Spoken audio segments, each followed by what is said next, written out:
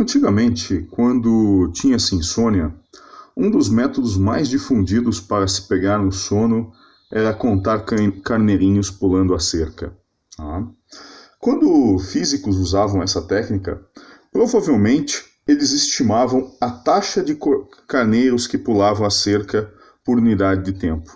Nesse exemplo aqui, vamos imaginar que levavam, em média, 3 segundos para cada carneiro pular a cerca. Se você ainda considerar que a massa média de cada carneiro é cerca de 30 kg, você pode também determinar a taxa de massa passando pela cerca por unidade de tempo. É só multiplicar a massa média por essa taxa de carneiros por unidade de tempo. E aqui nós temos, nesse exemplo, se eu tenho um carneiro a cada 3 segundos pulando a cerca, e a massa desse carneiro é 30 kg, nós temos uma taxa média de massa de 10 kg por segundo. Essa é uma analogia bem interessante do que ocorre no mundo microscópico.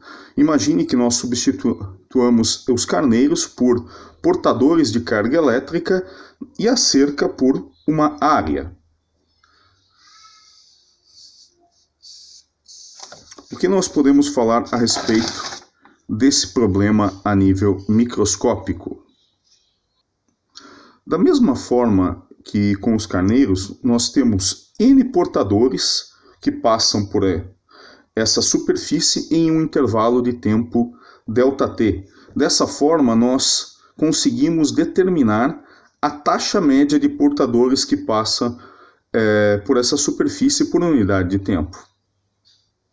Vamos ver um exemplo simples agora. Imagine que eu tenho cerca de 3 milhões de portadores. E esses 3 milhões de portadores levam cerca de 6 nanosegundos para passar por essa superfície. A gente pode determinar essa taxa dividindo N por ΔT, e aqui nós temos um valor um valor muito grande, da ordem de 5 vezes 10 na 14 portadores por segundo, né, nesse exemplo. Tá? A gente pode definir também uma taxa de carga. Se nós temos N portadores passando por essa superfície em um intervalo de tempo ΔT, nós podemos definir uma taxa de carga simplesmente multiplicando essa taxa pelo valor da carga. Vamos supor que todos os portadores tenham a mesma carga, né? Nesse caso aqui, a carga fundamental, nesse exemplo.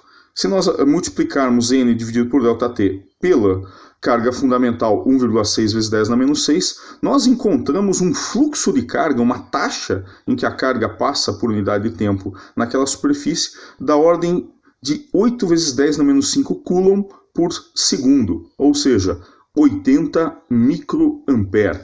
Né? Daí vem a definição de carga elétrica, a definição de corrente elétrica. Corrente elétrica é a taxa de carga que atravessa uma superfície por unidade de tempo. No caso da corrente elétrica variar com o tempo, nós podemos definir uma corrente instantânea, como fazendo o limite de ΔT tender a zero. De fato, essa é a definição de derivada dQ dt. No sistema internacional, a unidade de corrente é dada por coulomb por segundo, e essa unidade tem um nome especial de ampere, em homenagem ao cientista. No caso de metais, nós sabemos que os portadores de carga são os elétrons de condução do material. Por convenção, o sentido da corrente elétrica é o sentido do movimento das cargas positivas. Assim, se temos elétrons se movendo da direita para a esquerda, como nesse exemplo, a corrente elétrica é no sentido contrário.